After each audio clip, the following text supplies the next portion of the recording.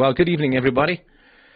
Stefan Molyneux from Free Domain, 29th of July, and it is but a brief 90-odd span days until we get to the U.S. election, across the finish line to the brave new world that awaits. And, of course, today, well, I will tell you about my day today, and I will ask you about your day today. So my day today was doing various middle-aged stretches and exercises while watching 6 hours of coverage as the CEOs of various tech companies were kabuki grilled by members of Congress under oath.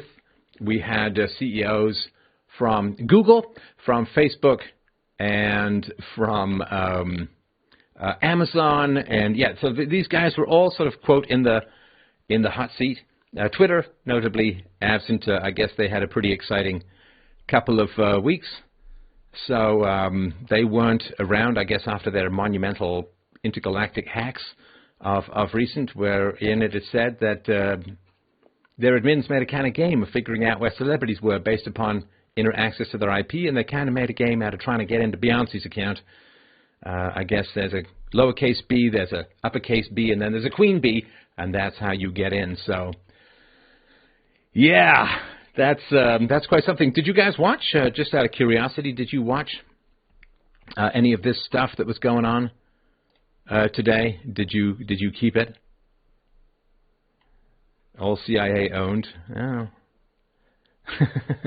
It's funny because I just did a released. You should check it out on BitChute.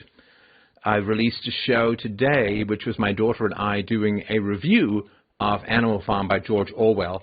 And it's interesting because the movie that was made in the 1950s was actually directly funded by, I think it was the CIA, by the U.S. government.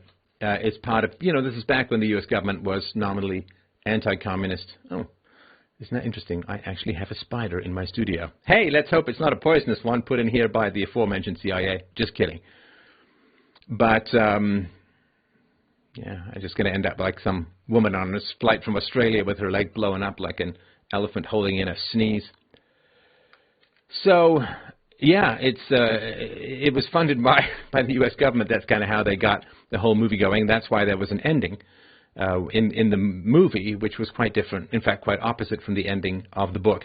Still not as grim as the ending of 1984, which was just about the kind of book that makes you put your head on a table and never wish to raise it again. But, yeah, so that is what I was doing with my day, and, man, that was quite something. And what can I tell you? So I'm just trying to sort of figure out if you guys did watch anything, if you did see anything, or whether you want a quick recap of all of this kind of stuff, because it really was something else to see. It really was something else to see. Now I'm just going to drop into here, my Free Domain server, and see if people have questions for me there as well. I'm happy to answer some questions, having to do a wee AMA, and we shall see where it goes from here. Recap. Okay, so there was, I don't want to get into the specifics of the details of what was being said, because it doesn't really matter these individuals who are in charge of these companies. Of course, it matters to the shareholders, it matters to them as a whole, but there are sort of these larger principles. I'm aiming to get into the whole philosophy aspect of things, because, as you know, I'm taking a indefinite break from current political events for a variety of reasons, mostly due to the fact that there's quite a lot of,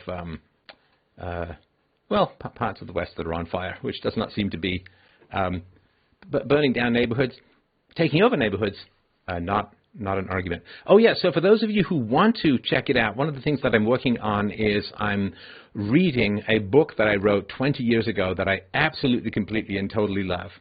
It's called Almost, and you can pick it up at, oh gosh, what is it? Let me just get my, I should have this on the tip of my tongue. freedomain.locals.com. That's freedomain.locals.com. You can just do a search down there for my novel Almost. You should check it out. It's a really good book, if I do say so myself, and I really, really did enjoy and do enjoy reading it. And so I wanted to, that's sort of one of the things that I'm working on. Got a variety of other projects that are cooking on the back burner. But okay, so let's do the recap. So with regards to these CEOs, what was going on today was they were being brought in to Congress to answer questions about, well, the Democrats were coming from an economic standpoint and in general, and the conservatives were coming at it from a censorship standpoint. And this has been in the works, I think, for about a year. They've done a whole bunch of interviews and they've done a whole bunch of research, and then they had a bunch of questions. So from the left, or from the Democrats, the general questions were along the lines of, are you using your monopoly power to create a situation or a system of unfair punishment for smaller companies? You know what? This spider is going to drive me a little crazy. Let me just get my out of the argument and not make an argument with the spider. Hang on. It's too distracting. Hold tight.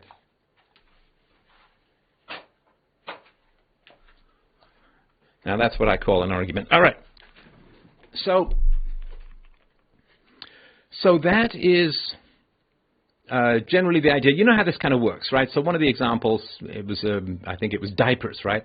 It did come from a woman, but that's just because reasons. So the argument is that if you have a sort of very large and powerful quasi-monopoly in the market, then when a competitor comes along, you lower your prices to drive that competitor to the brink of going out of business or actually going out of business, and then you can pick up that competitor for pennies on the dollar with regards to their stock price or their share price or the general purchase price of all of these things.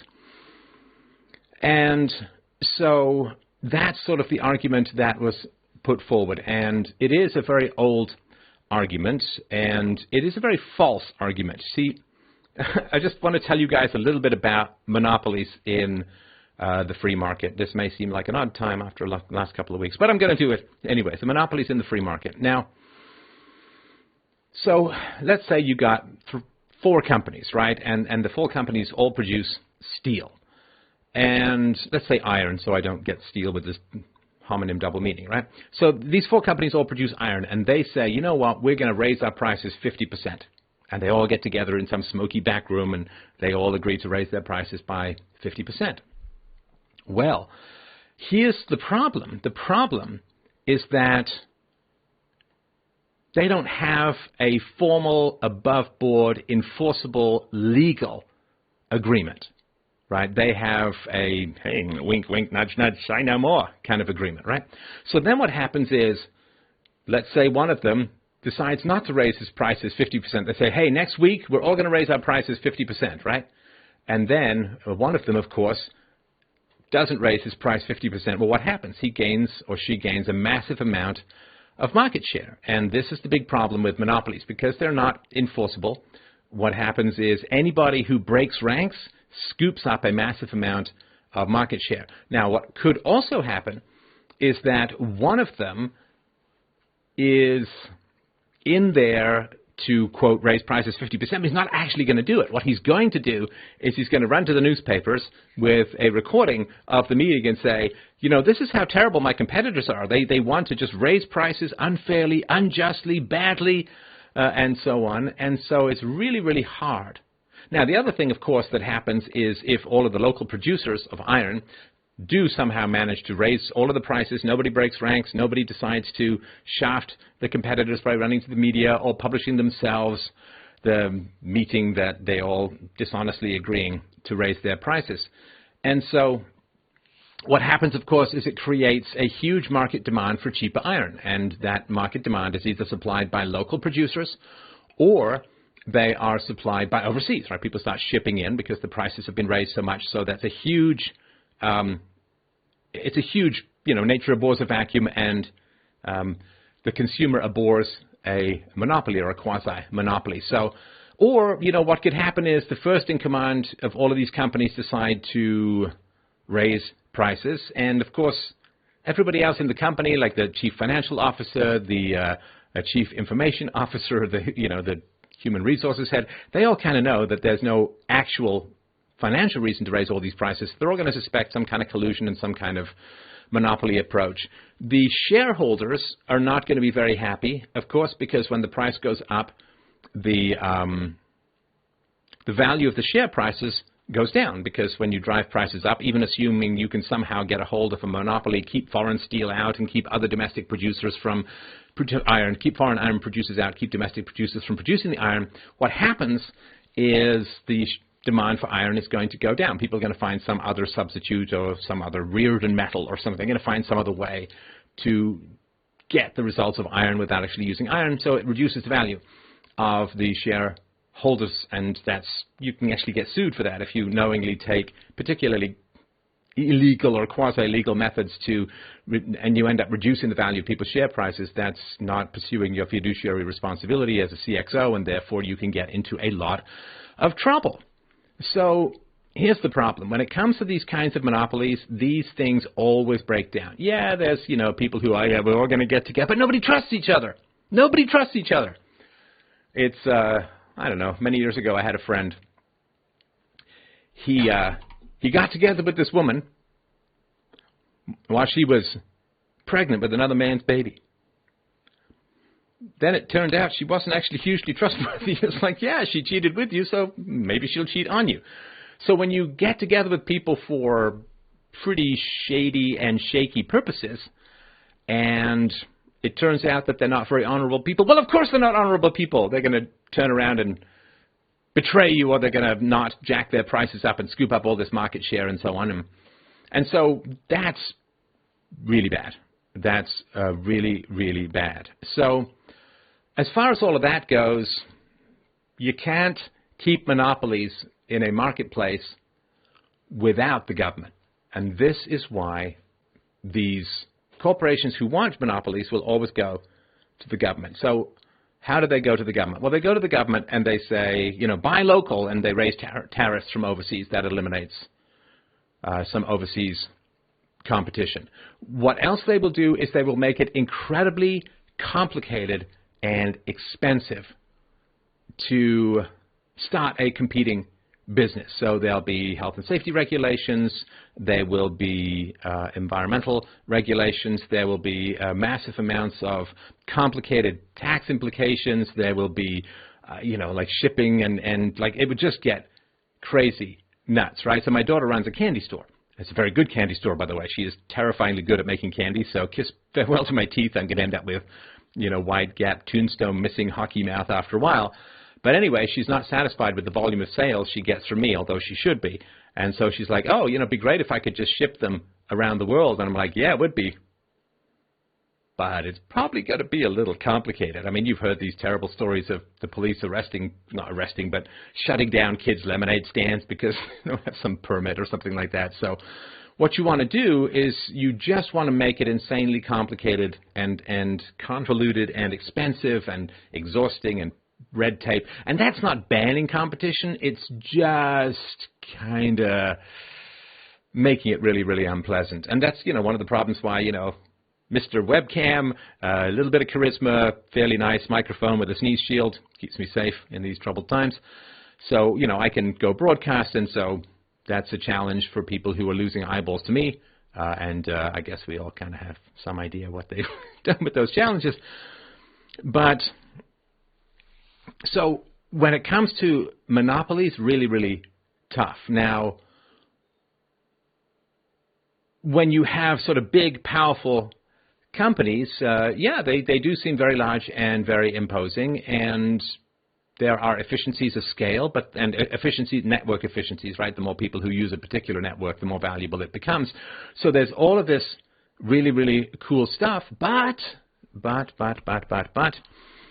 these things don't tend to last too long. Innovation comes along. People get tired of particular platforms, and they go, say, from Twitter to Parler, or Parler as it's known in America, or other places as well. And so it's really, really tough to maintain monopolies, and in fact it doesn't really work very well. So another thing that happens, I did this video years ago, I'll just recap it really, really briefly here. What a great pleasure it is to chat with you guys again tonight. So another thing that happens, let's say that there's 5 businesses in a particular marketplace, and one business does well, and so it starts to buy up other businesses. Well, then what happens is those other businesses, they become more and more expensive because every business, let's say you've got 30% and you want to snap up 5 other businesses with, 15% or whatever it is, right? Or close to 20%, 17%. So what happens is, the first business is going to cost you X amount of dollars. The second business is like, ooh, I guess he's going for a monopoly, so I can jack up my prices. And then the third business, and they all just get progressively more expensive. And so as a business, you're taking on more debt and liabilities. And then you have, of course, you got to wire all the IT systems together. I have a lot of experience with that, and it's a really big, giant mess.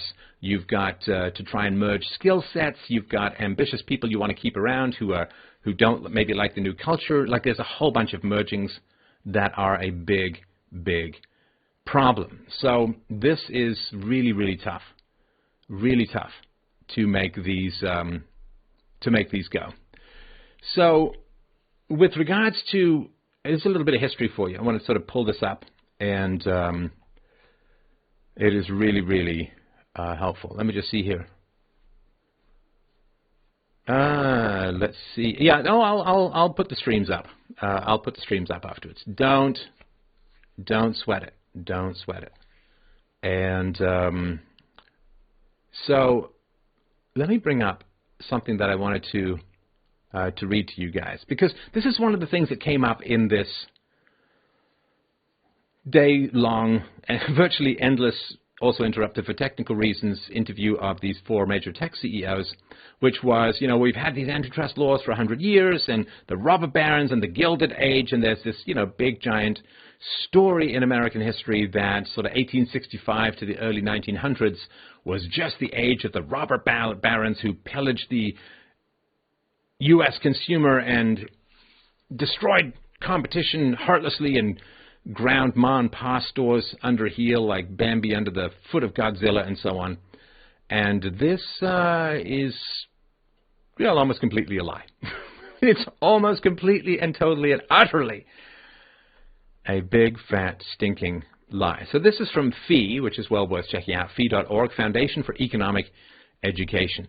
So I'm going to just read a little bit here. It's really, really important stuff, because this is where a lot of this antitrust stuff came from. And first thing to understand about that trust-busting antitrust stuff, the complaints almost never come from the consumers. Almost never come from the consumers. The complaints almost always come from competitors, right? Because if you can't compete, for whatever reason, you can't compete, then what happens is you either go out of business, you find some way to compete, or you run to the government, right? And you run to the government and you say, oh, they've got a monopoly power. To which my answer would be, well, are monopolies efficient? See, if monopolies are efficient, then it actually serves the consumer for there to be monopoly power, right? Because the consumer is choosing the monopoly, right? Because if the consumer wants that particular brand or wants that particular way of doing things, then the consumer is choosing the monopoly, and therefore the monopoly is serving the consumer's interest, right? So that's not a big deal. So if you say, is the monopoly efficient? Is it chosen voluntarily by the consumers? Okay, well then what's the problem, right? That's number one. Number two is if you say, well, no, you see, it's not efficient, it's destructive to the economy and it's bad for the consumers. It's like, okay, well, if it's inefficient, then you should be able to go in and compete, right, and beat them out and so on, right? So that's the sort of questions that I would ask. But this story of when there was unfettered capitalism, right, this whole Charles Dickens, children being stuffed up chimneys and going to work in bottling factories at the age of 6 and so on, this highly sentimentalized and factually not just inaccurate but anti-accurate view of the foundations of capitalism is like, well, you don't want to return to dog-eat-dog capitalism. You don't want Farmer Jones to come back and run Animal Farm, do you? So let's look at some of the facts, right? So this is from Capitalism Works, but we were told it didn't. And I'll put the, you know what, I will be shockingly efficient, and I will put this into the chat here. Ba-boom. And let's see here, and I will show that here. Yeah, the myth of the robber barons, why it persists. Okay, let's just have a quick look here. So, studying the triumph of American industry is important because it is the story of how the U.S. became the world's leading economic power. The years when this happened, from 1865 to the early 1900s, saw the U.S. encourage entrepreneurs indirectly by limiting government. Slavery was abolished, and so was the income tax. Can you imagine? 1917 in Canada, highly temporary measure. 103 years, I'm sure it's just about to end. Federal spending was slashed and federal budgets had surpluses almost every year in the late 1800s. Slavery abolished, income tax abolished, federal spending was slashed, and federal budgets had surpluses almost every year in the late 1800s. Can you imagine? It's what drives me nuts. This coronavirus stuff, as you know, has just created this massive Nagasaki-like glowing hole where the federal governments, and state governments too, budgets used to be, but already running heavily in the red. It's just become a complete Stanley Kubrick elevator-style blood red deluge from hell, right? And, of course, governments are supposed to save for just these kinds of emergencies, but they don't, because they can just print, right? Or borrow, right? So, yeah, this is what happened, right? Now, according to Marxist theory, or leftist theory, when you shrink the government and there's more entrepreneurs, there's more capitalism, more free markets, then it should be a disaster, right? It should all be a complete and total mess. So this time period was a big challenge to progressivism, to leftism, and so on, right? So if you can't actually get the negative results that your theory predicts, well, you can just wait a while and then just make them up because the people aren't around who remember it, right? So, to some extent, this article says, during the late 1800s, a period historians call the Gilded Age, American politicians learned from the past. They had dabbled in federal subsidies from steamships to transcontinental railroads, and those experiments dismally failed. Politicians then turned to free markets as a better strategy for economic development. The world-dominating achievements of Cornelius Vanderbilt, James J. Hill, John D. Rockefeller, and Charles Schwab validated America's unprecedented limited government. So, and when politicians sometimes veered off course later with government interventions for tariffs, high income taxes, antitrust laws, and an effort to run a steel plant to make armor for war, the results again often hindered American economic progress. Free markets worked well, government intervention usually failed. Why is it then that for so many years most historians have been teaching the opposite lesson? They have made no distinction between political entrepreneurs who tried to succeed through federal aid and market entrepreneurs who avoided subsidies and sought to create better products at lower prices. Indeed, most historians have preached that many, if not all, entrepreneurs were robber barons. Now, of course, for the best explication of this in semi-modern literature, you turn, of course, to the massive ex-Russian brain dump doorstopper of Ayn Rand's known as Atlas Shrugged, and read that, where she has, of course, a very strong differentiator between market entrepreneurs and political movers and shakers. The Dagny Taggart versus James Taggart, the Orrin Boyle versus Hank Rearden, and so on, right? So, most historians have preached that many, if not all, entrepreneurs were robber barons. They did not enrich the U.S. with their investments. Instead, they built the public and corrupted political and economic life in America. Therefore, government intervention in the economy was needed to save the country from these greedy businessmen. Right? You understand, right? So, the catalyst for this negative view of American entrepreneurs was historian Matthew Josephson, who wrote a landmark book, The Robber Barons. Josephson, the son of a Jewish banker, grew up in New York and graduated from Columbia University, where he was inspired in the classroom by Charles Beard, America's foremost progressive historian and a man sympathetic to socialism. Beard was nothing less than a spellbinder, Josephson recalled, and Beard's lectures helped guide him on the path to radical politics. So, anyway, blah, blah, blah, blah, blah. Beard said of America, Beard convinced this guy to write a book denouncing the men who had launched America's industrial power. Beard said of America's capitalists, "Oh, those respectable ones. Oh, they're temples of respectability. How I detest them. How I would love to pull them all down." Happily for Beard, Josephson was handy to do the job for him. He dedicated the robber barons to Beard, the historian most responsible for the book's contents. So he began research for his book in 1932, the nadir, like the bottom trough of the Great Depression. Businessmen were a handy scapegoat for that crisis, and Josephson embraced a Marxist view that the Great Depression was perhaps the last phase in the fall of capitalism, the triumph of communism. In a written interview for Pravda, that's not the place that makes handbags, but the place that, I guess, rests its boot-stomping feet on the necks of the proletariat. In a written interview for Pravda, the Soviet newspaper, Josephson said he enjoyed watching, quote, "the breakdown of our cult of business success and optimism." He added, "The freedom of the USSR from our cycles of insanity is the strongest argument in the world for the reconstruction of our society in a new form that is as highly centralized as Russia's." So anyway, he traced the troubled capitalist system of the 30s back to the entrepreneurs of the late 1800s. Thus, by explaining what he thought was the wasteful, greedy, and corrupt development of steel, oil, and other industries under capitalism, Josephson was explaining to readers why the Great Depression was occurring. "I am not a complete Marxist," Josephson insisted, "but what I took to heart from my own project was his theory of the process of industrial concentrations in Volume 1 of Marx's Capital, which underlay my book." So he was never trying to write any kind of objective or factual book. He did almost no research, mainly used secondary sources that supported his Marxist viewpoint. As he had written in the New Republic, boy, this is someone you want to base your historical analysis on, he said, quote, "Far from shunning propaganda, we must use it more nobly, more skillfully than our predecessors, and speak through it in the local language and slogans." So he wrote a bunch of dramatic stories and anecdotes and innuendos that demeaned corporate America and made the case for massive government intervention. So the robber barons, this where the phrase came from and was certainly popularized, is riddled with factual errors.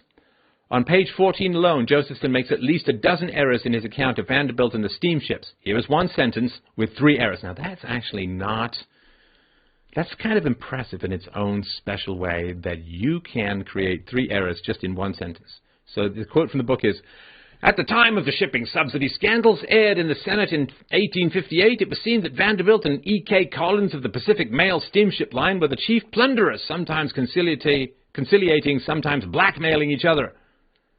So first, E.K. Collins was never the head of the Pacific Mail Steamship Line. In fact, he had no connection with it at all. Second, Vanderbilt and William H. Aspinwall, the actual head of the Pacific Mail Steamship Line, were never blackmailing each other. Third, the Pacific Mail Steamship Line, not Vanderbilt, was the chief plunderer. Vanderbilt had no subsidy, and the Pacific Line did. In fact, Vanderbilt, through his love of low prices, exposed the federal subsidy as a scandal. Or through his low prices, sorry. So perhaps more important than all the errors, Josephson missed the distinction between market entrepreneurs like Vanderbilt, Hilt, and Rockefeller, and political entrepreneurs like Collins, Villard, and Gould. He lumped them all together. Anyway, so it is really, really wretched. So Josephson enjoyed writing about my scoundrels, he said, and when The Robber Barons came out in March 1934, it became the #1 best-selling book of nonfiction in the U.S. for 6 months now. You understand, these things don't happen by accident. You know that, right? Like there's a concerted effort in the back rooms to make this stuff float to the top, to make it popular and all that, right? I won't get into this in more detail. I'm sure that you can read the article for yourself, and it's worth reading the entire book called The Myth of the Robber Baron. It's really, really good. But this, of course, is what people are basing their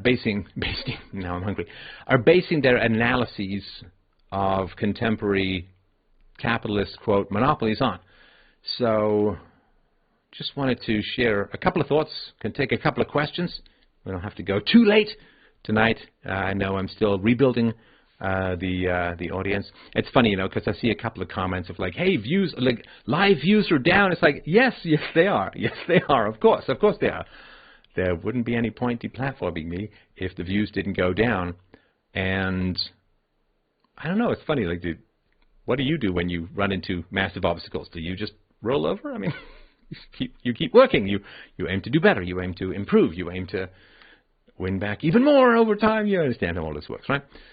So here's a couple of thoughts. So, okay, first of all, watching the government, which is a monopoly of force, complain about a mostly voluntary quasi-monopoly like, you know, Facebook or Google or, you know, whoever, right? Or Apple and so on. Like, so the government being an absolute direct monopoly, it's sort of funny. It's like, well, monopolies are bad. You see, they're bad for the consumer. They're bad for innovation. They're bad for creativity. There's no competition.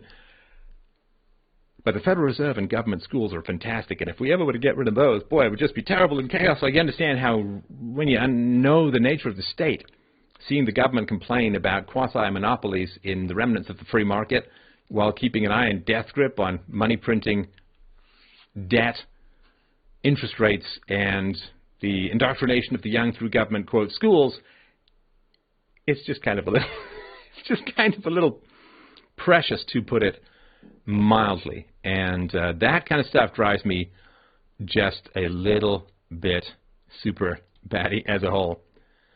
So, oh, Dr. D. Gristle, good to you happy to have me back? I'm happy to be back. So, Trump signed new executive order to combat censorship. Did he now? Did he now? Isn't that interesting? I should probably have a look at that, don't you think? All right, hang on a sec here.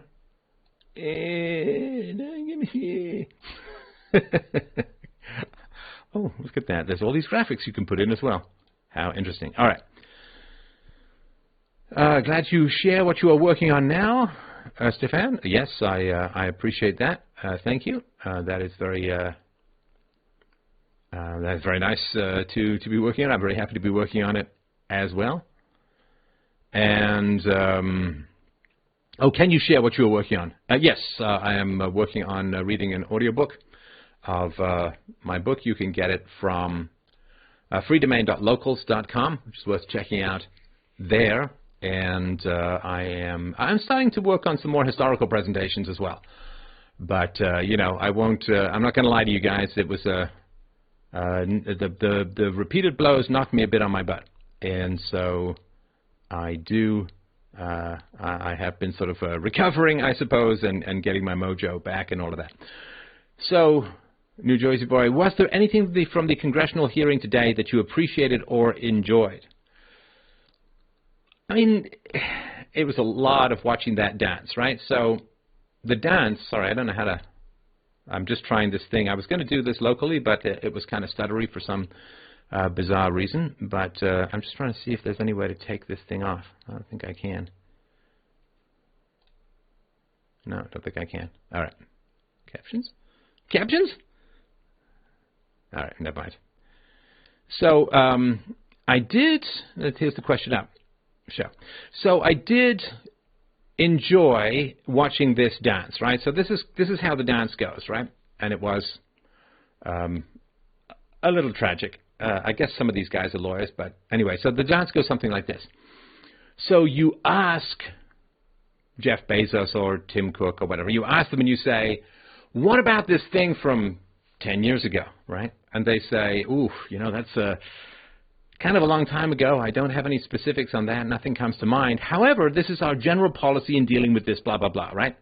Okay, that's quite the dance, right? And then they come back and say, yes, but what about that specific thing, which I haven't given you a chance to look into ahead of time. And then they say, yes, well, again, you know, I don't remember. This is a long time ago. You're really testing my memory and so on. But in general, blah, blah, blah, right? So that's the one thing that goes on. I'm not sure how necessary it was to have 5-minute Hallmark-style piano brand muffin nostalgia shots of people's personal histories and how much they love their customers for 5 minutes from each of the CEOs at the beginning. And so the other was, of course, you know, I thank you for your question. That's a very important question. I share your concern in this matter. We take these issues very seriously, blah, blah. Like, how can you filibuster your way with an appreciation of the genius and brilliance of the question? So watching that, Pac-Man, you know, eating up seconds as it goes through, that was kind of interesting to watch. The other thing, of course, is any specific question is responded to with a general statement of principles. That's kind of inevitable. And then any attempt to drill down on specific answers, if they can't evade, they will say, I don't have that information or I don't recall that information, but at the same time, my office will get back to your office at some point, and so on, right? So asking people for generic commitments, always interested. Do you commit to not use slave labor? Yeah, okay. Do you commit to diversity? Yeah, okay. Do you commit to not interfering in the 2020 election? There did seem to be some. Anyway, I'm sure you can see those particular highlights. All right, let's see here. If you guys have any other, I look great. Well, thank you. I'm sure it's all the camera. Jenny says, I'm sorry I came late. I was playing a video game. Glad you're still on. We haven't forgotten you. You will rise above it. Very, very nice. Thank you very much. Stefan, you mean so much to us. Even if they shut you up forever, you have made such an enormous difference in so many lives. I appreciate that. I wouldn't appreciate all the sentiment, but I appreciate that as a whole. Post-Geek World says, some right-wingers like myself give you a hard time. If we didn't care at all, we wouldn't even bother. Should remember that. You have to love a good generality. In general, yes. You will rise above the censorship and lies about you, and things will pick up, viewcasts, donations, etc. Hope you're doing well. Yes, I'm doing all right. I'm doing all right. How much did I miss? I just got here. I can start again. Do you like to eat shredded cheese straight out of the bag? Well, can I give you a little secret? A little tiny secret? A little tiny secret? Well, it depends if anyone else is in the room. Because if someone else is in the room, it's basically the comment is, hey, Cro-Magnon barbarian dude, how about you eat like a civilized human being and get a plate? If no one else is in the room, I guess, you know, they say morality is what you do when you know you can't be caught. Cro-Magnon is what you do when you know you can't be caught. I will tell you a brief story of Cro-Magnon Steph. Cro-Magnon Steph. So Cro-Magnon Steph is a guy who, he's so dedicated and focused on abstractions that petty realities fade away, inconsequential. They are akin to a mosquito on the outside of a giant 747 blasting its way to the eternal island of truth, which is kind of the opposite of Epstein Island. So when I'm working on stuff in particular, like I can go without eating, in order to finish something, my bladder will be like a water balloon hitting Michael Moore's belly, being shot from a cannon. And so I will sort of forget some of the normal things that you need to do. I mean, Adam Smith was kind of famously like he'd put butter in his tea. He was walking and explaining some idea, and he actually just fell into a pit that someone had dug because he was so into the idea he didn't even see where he was going. I'm not that bad, but I definitely can get kind of abstract. So I was working on the book. I was actually working on the book that I'm reading at freedomain.locals.com. You can get that there. So I'm working on this novel. And it's a tough novel to write. I mean, there's some family history in there. The novel is the story of a German family and a British family from the First World War through the Second World War. And it's a lot of European history, a lot of family history, and, you know, famous people are in it. And I sort of try and explain the world and sort of what happened. And it's really quite a novel. It's, gosh, close to 400,000 words. It's Lord of the Rings length, I guess. But anyway, so I'm working on this, and I'm like, when I'm working hard on something, my body is like, okay, fine, you don't have to pee. We won't tell you that you're hungry until you're just about to faint and or burst, right? So you go pee, and then I'm like, oh my God, I got to eat something, right? And for the last little while, the light in my kitchen had been out, but I was living in a little apartment at the time, and, you know, the light from the balcony would come into the kitchen, and I'd be okay, or I could go somewhere to get something to eat or whatever, right? But anyway, I was actually like, when I get too hungry, like I feel a little weak, my hands shake, you know, it's nothing serious or anything, but it's just, you know, I know that I'm really, really hungry, got to eat. So anyway, I flipped the light on. I completely forgot that the light was out. It was dark. The light from it was just, the kitchen was kind of tucked away, and the light from the living room didn't go into the kitchen much at all. So, and I'm like, oh man, I know I got some peanut butter in here somewhere. And I was just like, I'll take a couple of spoons of peanut butter, and that will give me the strength to go and get some food, or maybe I'll find something else in the kitchen or whatever, right? So, and I didn't have air conditioning in the apartment. I think it was in the bedroom, but nowhere else, and I didn't work in the bedroom. So I was just in a pair of shorts, and that's it. I was in a pair of shorts, and I had one slipper on.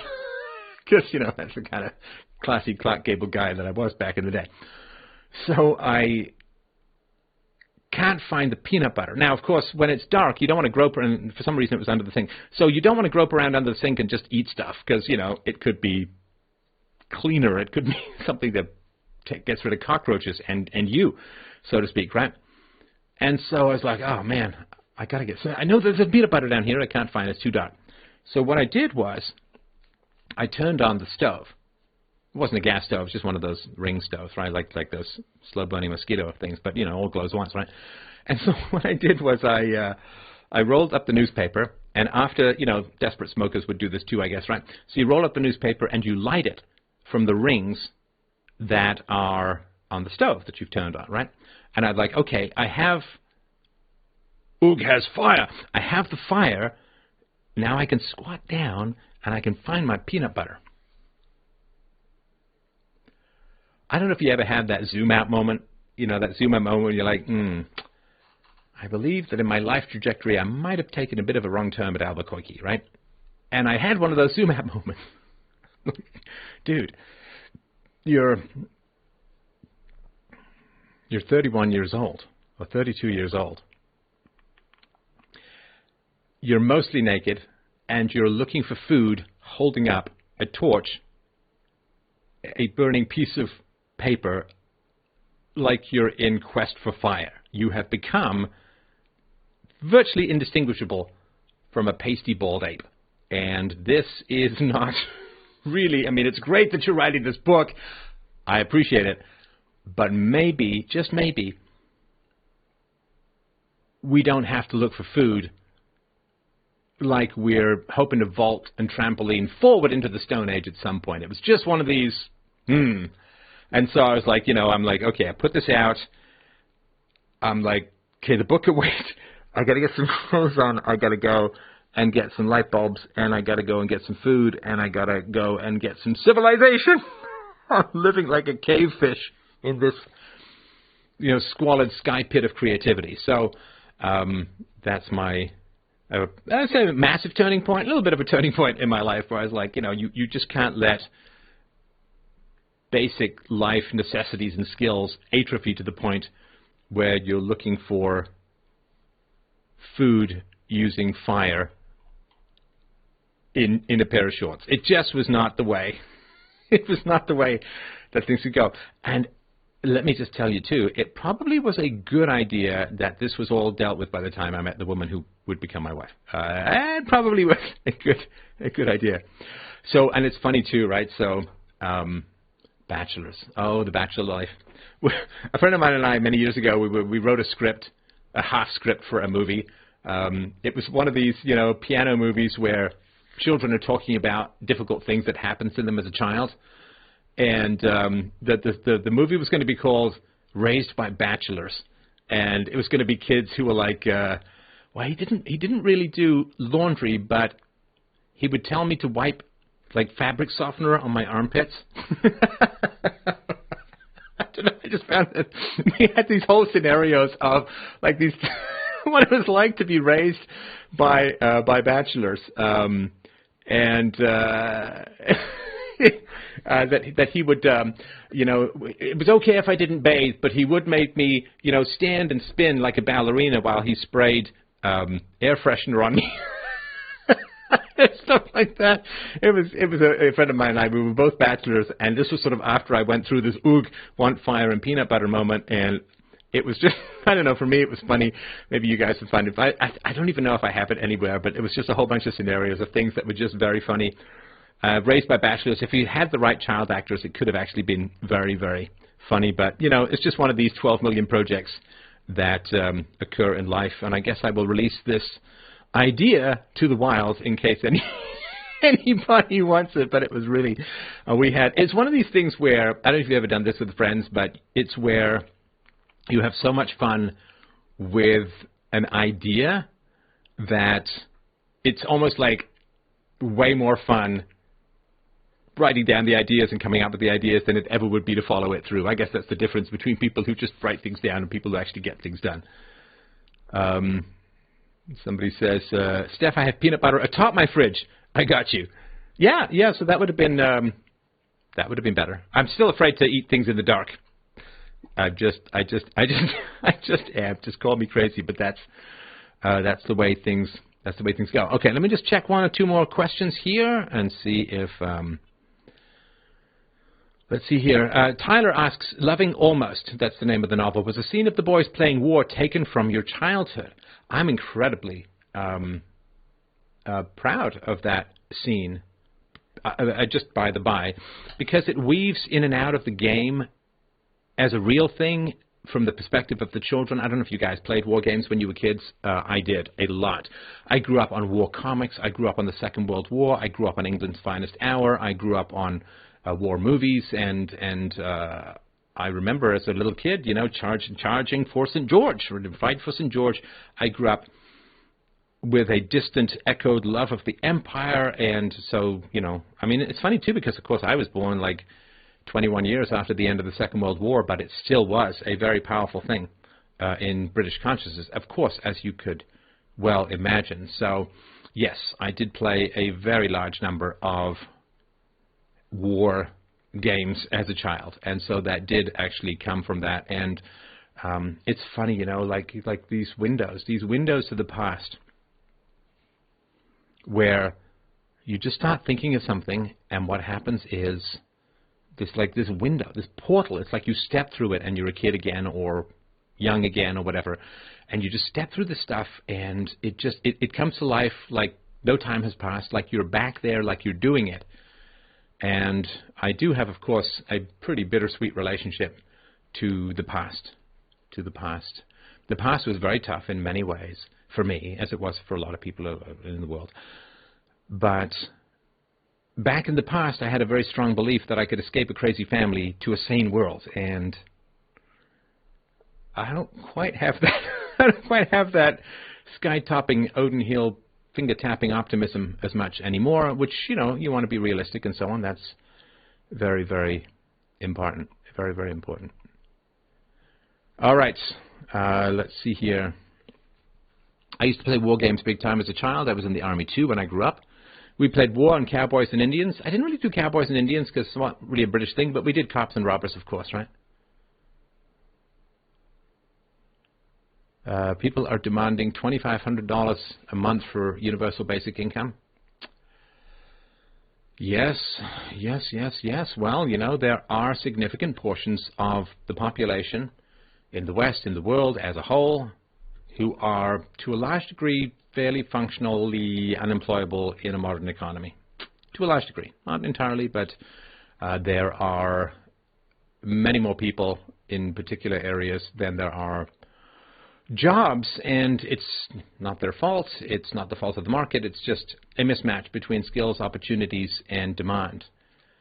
And so my solution to all of this stuff has always been, you know, we sort of need to understand this stuff. We need to have sympathy. We need to get together. We need to be charitable. I don't want the government to run it, of course, because that's fruit of the poison tree.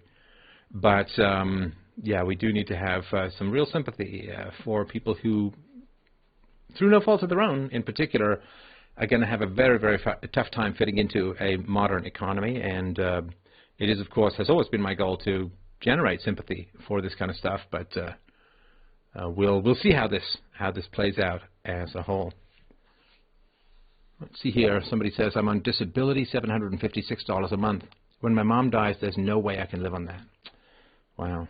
I'm sorry about that. I'm sorry about that. That is really, really tough.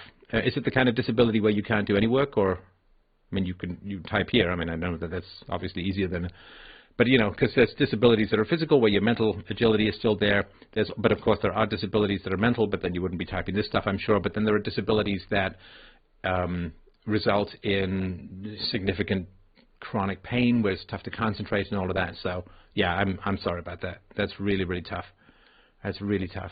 You know, the welfare state is, I mean, I know disability is not quite the same as the welfare state, but disability, of course, in America, the disability system has, well, it's resulted, I think, to some degree in a lot of over-medication of kids for these, quote, mental disorders, ADHD and all of that. Because, you know, you get additional payments. Through Social Security, you get additional payments if you have a disabled family member, particularly a child. And it was originally, of course, for polio victims and so on, but it kind of has turned into something else entirely. So somebody says, I knew a guy one time who got really fat to get on disability. Yeah, no, I remember meeting a guy once who, you know, claimed to have all this back pain, but seemed to enjoy a very rousing game of Frisbee golf on a regular basis. So SSI disability is definitely abused quite a bit. It's really tough, you know, it's really tough. One of the, I mean, I've said this before, but, you know, one of the reasons why I really have, I mean, I have the intellectual reasons, and I think they're all valid, but, you know, the emotional motivations for me, the welfare state is particularly brutal because in many ways it took my mother from me, right? Because I was paying my mother's bills, and that gave me a certain kind of authority with regards to her, right? Because I could say, listen, you know, happy to pay your bills, but, you know, you got to get some exercise, you got to go see a dentist, you know, maybe see a therapist and help you with the stress of your blah, blah, blah, and all that stuff, right? And because she was able to flip over and get money from the government, I lost any kind of practical influence over my mother. She could basically just tell me to go take a, as the saying goes, a long walk off a short pier, and there really wasn't anything that I could do. So that's a real shame. Okay, so people are saying the stream is lagging just a smidgy, but that's all right. That's all right. I wanted to actually got to get a little food before I go to bed. It's one of these days where I was working pretty hard and kind of forgot to get my num-nums on. So, all right, well, listen, a real pleasure to chat with you guys. Thank you so much. I did not watch the Barr hearing yesterday. No, I mean, I don't want to talk about politics. It's just that I don't really think anything's going to come out of it. I mean, I don't think much is going to come out of today, but I really don't think anything's going to come out of all of that. Oh, yeah, okay, I'll do that another time. Sort of how would the market handle monopolies, disability, and so on. It's really, really great questions, and, you know, the short answer is I don't know, but there is a longer answer, which is taking various market principles and applying them to this kind of stuff. So I will get into that another time.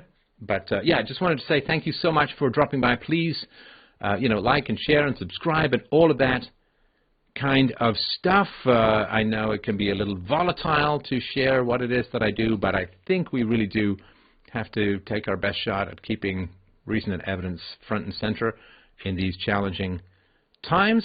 But, yeah, thanks everyone so much. Have yourselves a great, wonderful evening. I appreciate you guys dropping by. Lots of love from up here.